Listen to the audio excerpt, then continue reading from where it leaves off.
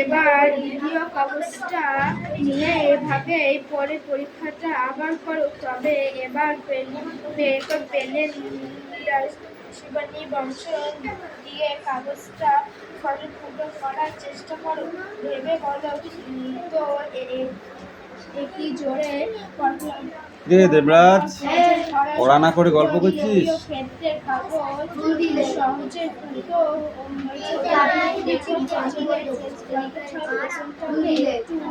যেন কোনো রং বা বালি লাগানো। একটা সাদা কাগজ ছাপলাম।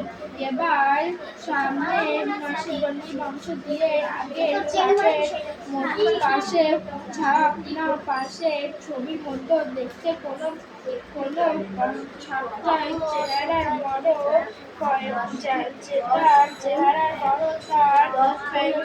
তার বেশি। তাহলে পেন ও কাগজের তলে ফেসবুকের সঙ্গে সহজে ফুটো জায়গা হওয়ার কোনো সূত্র আছে।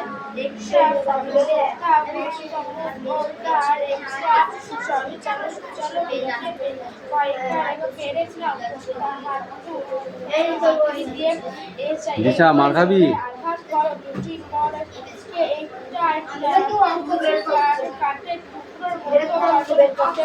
চেষ্টা করো কি দেখতে সরু মুখে পেনটা সহজে কাঁধে প্রবেশ করো কি কিন্তু বুঝতে পেরে গেছে। এই জোরে আঘাত দাও, কাঠের পটলে প্রবেশ করলো না, অথবা পরে করলে সত্যি অসাকর্ষণ। এবার দেখো তো কোনো পর আগে পেরেকের মুখে সম্পূর্ণ ক্ষেত্রে ফল বেশি। তাহলে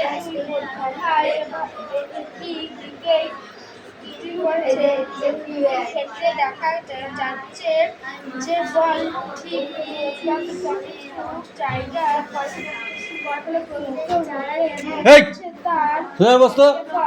নিজের কাজ কর। একটা পড়া দিয়ে রাজা হয়ে গেছো।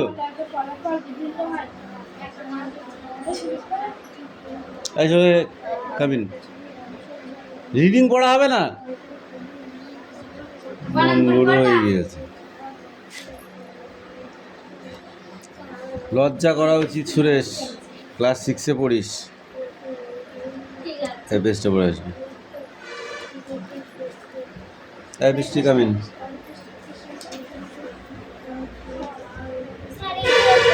Speak out. গান্ধীজি যখন দক্ষিণ আফ্রিকায় সেখানে ফেসবুক বলে একটি জায়গা তার আশ্রমে স্থাপন করেছিলেন। আশ্রমের ছেলেমেয়েদের জন্য একটি স্কুল খোলা হয়েছিল। সেখানে বাবু তার নিজস্ব পদ্ধতিতে ছোটদের শিক্ষা দিতে চেয়েছিলেন। স্কুলের পরীক্ষা যেভাবে নম্বর দেওয়া হতো তার মনে অধিকার ছিল না। আশ্রমের স্কুলে তিনি চাইতেন ছোটদের সত্যকার শিক্ষা দিতে, এমন শিক্ষা যা হতে তাদের জ্ঞান বৃদ্ধি পায়, আচার ব্যবহার উন্নত হয়। পরীক্ষার নম্বর দেওয়ার পদ্ধতিতে ছেড়ে সম্পূর্ণ ভিন্ন ধরনের সকল ছাত্রকে একই রকমের প্রশ্ন করা হতো। ছেলে মেয়েরাও ছিল একই শ্রেণীর ছাত্র, কিন্তু প্রায় যে ছাত্র কম নম্বর পেত তার তিনি প্রশংসা করতেন এবং যে ছাত্র বেশি নম্বর পেত তাকে ধমকাতেন। তার এই নম্বর দেওয়ার ধরনটা ছেলেরা ঠিক বুঝতে পারতেন। শিক্ষাগত লিখক জ্ঞানে সে কম নম্বর পেলে জিজ্ঞাসা করলে গান্ধীজি একদিন একটি ছেলেকে কার দিকে বললেন, কে যে বেশি বুদ্ধিমান সে আমি বলতে চাই। নেক্সট বই বার কর। অঙ্ক বই নেই আজকে। আনিস নি কেন? তাহলে কান ধরে 100 বার করে রিভাইজ করছে, কটা আনিস নি বই। কতটা শিখে নিতে পেরেছে। অল্প বুদ্ধি ছেলেকে প্রতিযোগিতায় পরাস্ত করে বুদ্ধিমান ছেলে যদি বড় মানে ভাবে যে ইনফিনে পড়িস? ইনফিনে পড়িস? কেজি 1-এ পড়িস কি? হ্যাঁ বই। প্রাথমিক কাজে যে লাগে তাকে পুরো মেহনত করে যে একমাত্র সেই ছেলে এগিয়ে যেতে থাকে তাকেই আমি বেশি নম্বর দিই। বেশি যারা নম্বর পেতে পেত সেই সব ছেলেদের উপর তীক্ষ্ণ নজরে রাখছে তারা বেশি শিখছে কিনা সেদিকটা বরাবর খেয়াল রাখবে। এই ক্লাস 4 5 সব পড়ো না করে পড় সব পড়ো তাতে কি আর মঙ্গল হয় এই কথাটি ওদের ছেলেদের মনে যে ছেলে বলে সে যদি খেটে পরীক্ষা বেশি নম্বর পেত তাহলে একবার সাবাস পাওয়া ছেলে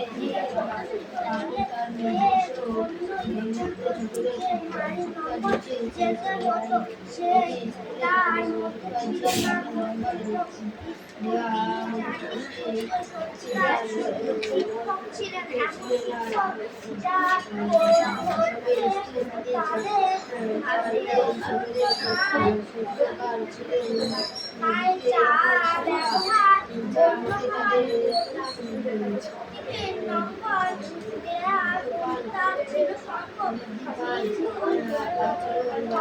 সকল ছাত্র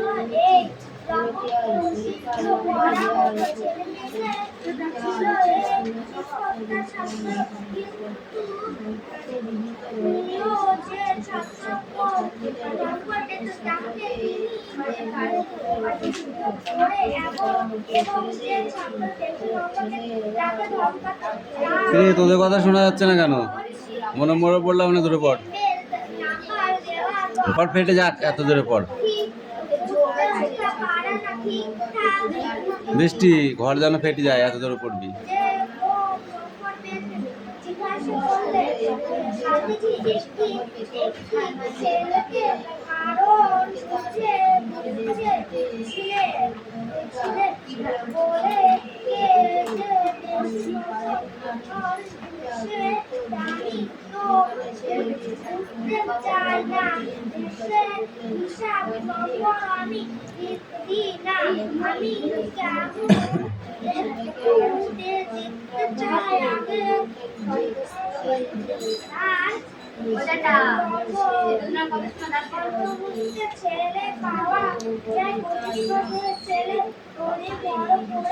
তো মাঝখানে দাঁড়াতো তিব্বতে শোন।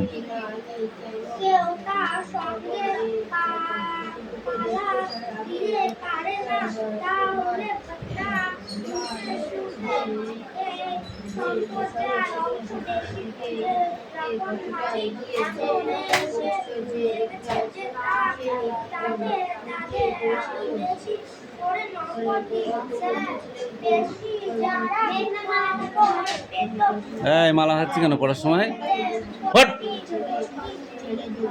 আবার মুখে মালা দেয়।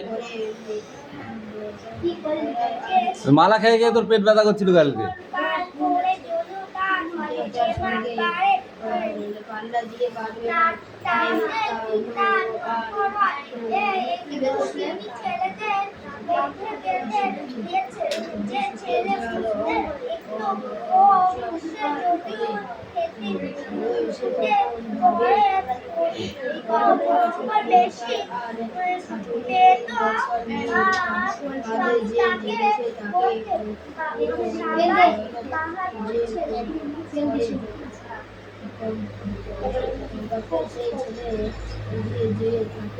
তাকে আমি বেশি করে নাম্বার দিই যুগে যার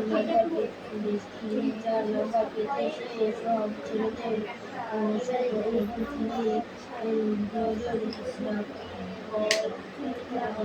তার বেশি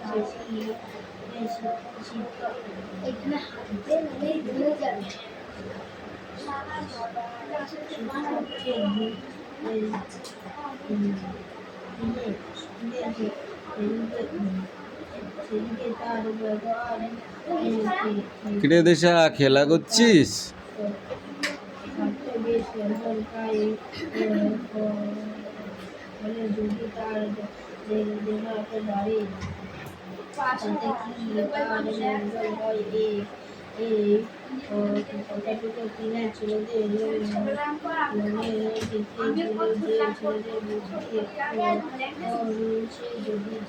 কেটে কেটে কেটে কেটে লম্বা বেশ কেটে তাকে স্টপ। অনলি 3, তিনেরটা। ঠিক আছে, ভালো করে পড়ে আসবি যেন পড়া যায় সেরকম।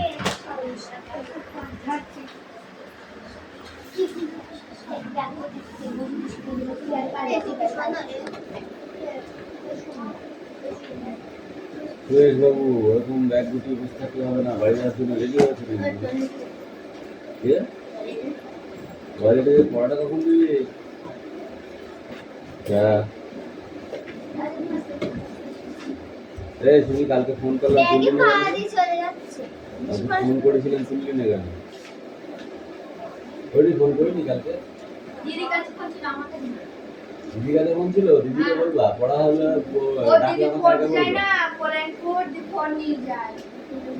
ওই অত সকালে নিয়ে করতে যায়নি।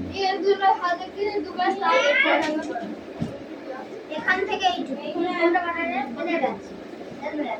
124 বাস একবারই বলবে 124 করছিস, এখন কথা বল।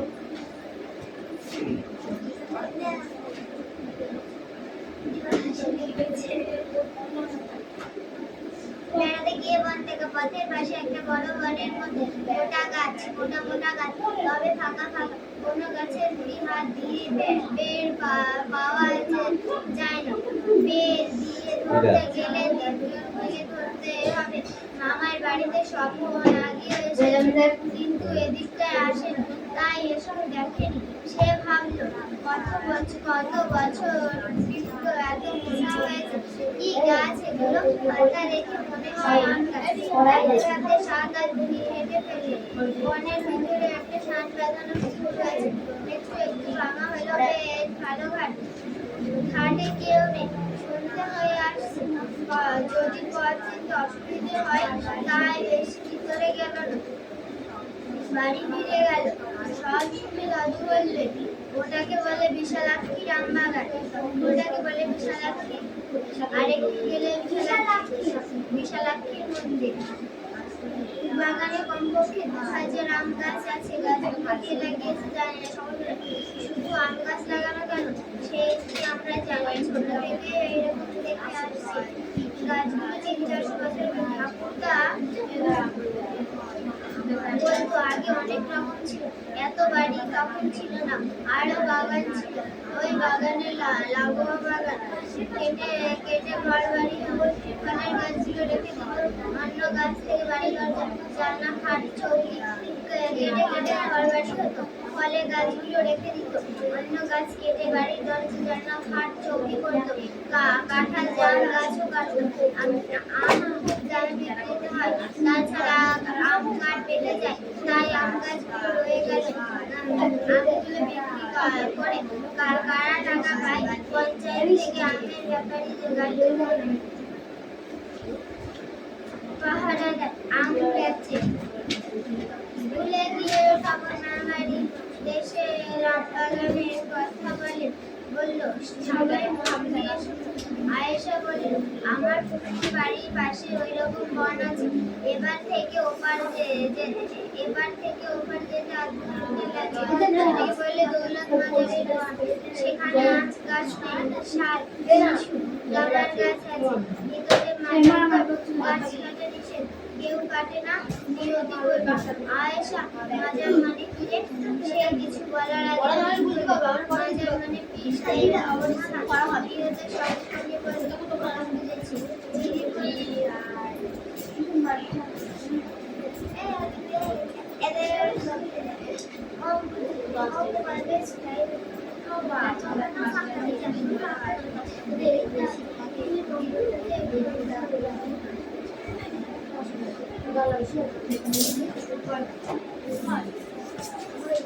আমাদের বাড়ি এখন থেকে প্রায় 4 কিলোমিটার দূরে। ওই বাড়ি থেকে আরো 1 কিলোমিটার গেলে ওই রকম এইটা পরীক্ষা আসবে, এইটা পরীক্ষা আসছে।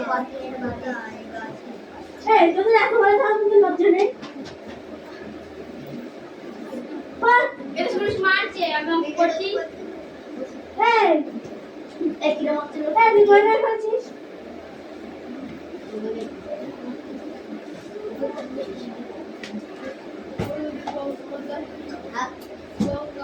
এই সব গানটা পড়ে রে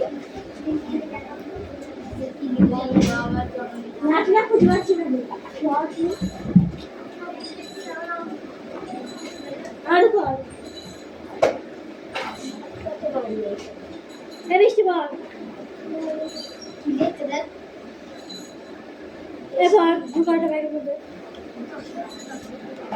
বেড়াতে গিয়ে বন্ধ পথের পাশে একটা বড় বনের মধ্যে গাছ সবে ফাঁকা হতো কোনো গাছের বের হাত দিয়ে বেড়াতে বের পাওয়া যায় না বের দিয়ে ধরতে গেলে তিনজন মিলে ধরতে হবে মামার বাড়িতে স্বপন আগেও এসেছে কিন্তু এদিকটায় আসেনি তাই এসব দেখেনি সে ভাবলো কত বছর আসেনি এই তাই গলিগুলো এত মোটা হয়েছে কি গাছ এগুলো পাতা দেখে মনে হয় আম গাছ ভাবতে ভাবতে 7-8 মিনিট হেঁটে ফেলে বনের ভিতরে একটা শাল বাগানো পুকুর রয়েছে একটু ভাঙা হলে বেশি ভালো ঘাটে কেউ নেই সন্ধে হয়ে আসছে যদি পথ চিনতে অসুবিধে হয় তাই বেশি ঠিক করে গেল না বাড়ি ফিরে গেল সব শুনে দাদু বললে এই বৃষ্টি ঠিক করে বল তারপর পুকুরটাকে বলে বিশালাক্ষীর পুকুর আর একটু গেলে বিশালাক্ষীর মন্দির বাগানে কমপক্ষে 2000 আম গাছ আছে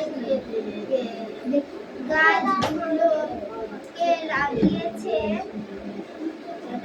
আর কাছে একটা কথা বলি জানি না স্বপন বলে আম গাছ লাগালো কেন সে কি আর আমি জানি ছোট থেকেই ওই রকম দেখছি গাছগুলো 3-4 বছরের ঠাকুরদা বলতো আগে অনেক রকম গাছ ছিল একটা বাড়ির আরো বাগান ছিল ওই বাগানের লাগোয়া বাগানে কেটে কেটে ঘর বাড়ি হতো ফলে গাছগুলো রেখে দিত অন্য গাছ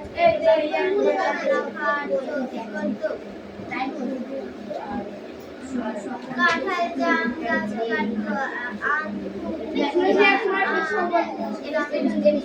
তাছাড়া আম কাঠ পড়ে যায় তাই আম গাছ হয়ে গেল আমগুলো বিক্রি করে টাকা পায় পঞ্চায়েতে সেই আমের ব্যাপারী গাছ জমা নেয় পাহারা দেয় আম গাছে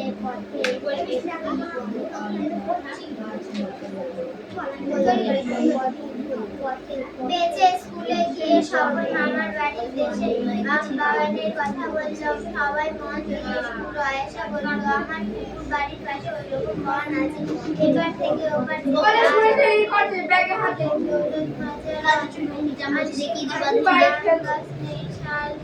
আমার গাছ আছে ভিতরে মাজার গাছ কাটা নিষেধ কেউ কাটে না নিয়তি বললো আয়েশা মাজার মানে কি রে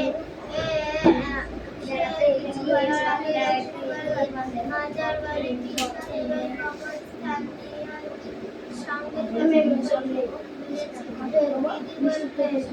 আমাদের বাড়ি তুই আবার নিজে পেছনে ওই বাড়ি থেকে আরো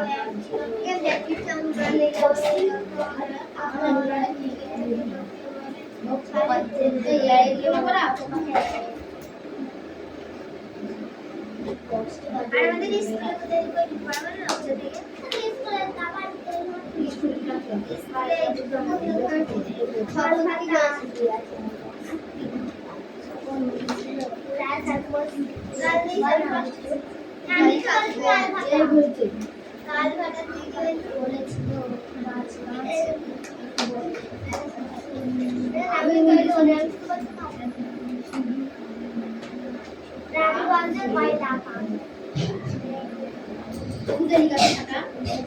কয়লাখানি কোথায় আছে কানি গেছে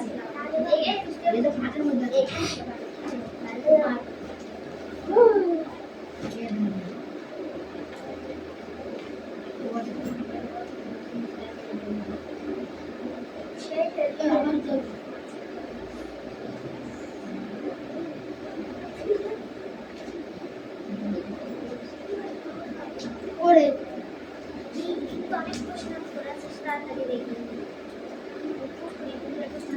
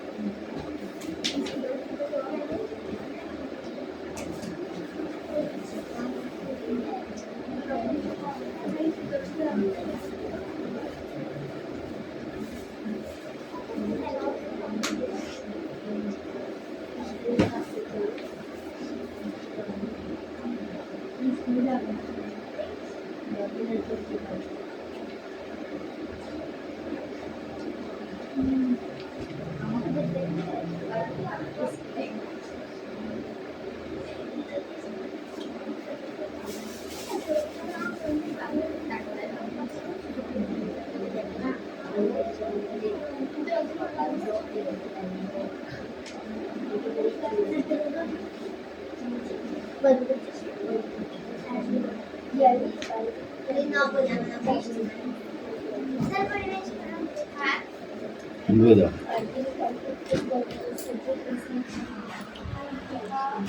এখান থেকে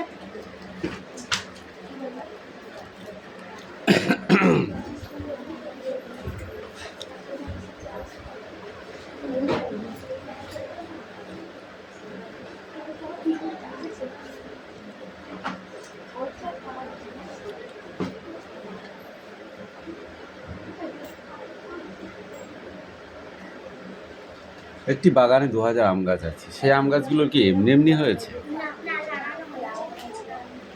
দাদু বললেন কয়েকটি পুকুরে বা বাগানের নাম। কিভাবে হয়েছে? কি কি নাম? বিশালাক্ষীর পুকুর, বিশালাক্ষীর মন্দির আর বিশালাক্ষীর আমবাগান।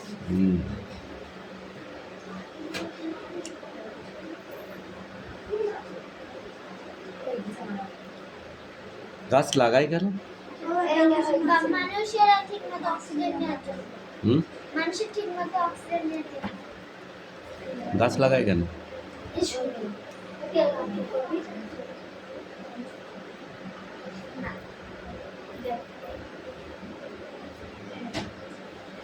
তিন 400 বছর পুরানো যে গাছগুলি ছিল সেগুলো কি গাছ?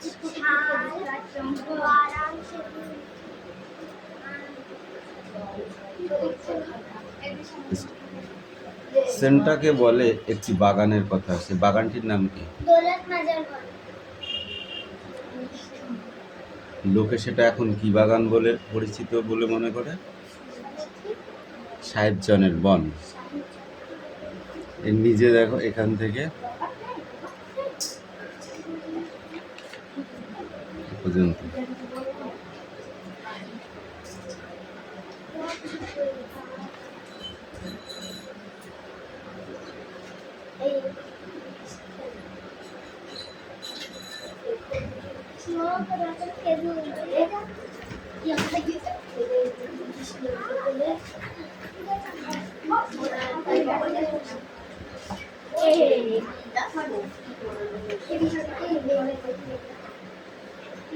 এটা কে করলো?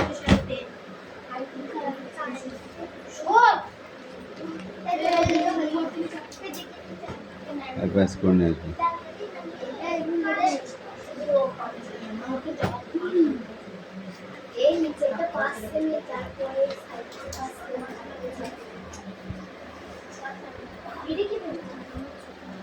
পাখি মারার পড়া হয়নি, একটাই পড়া দিয়েছি। সারেঙ্গারিটা এনেছিলি, ওটা আমি বলেছি স্টকে রেখেছি তোকে।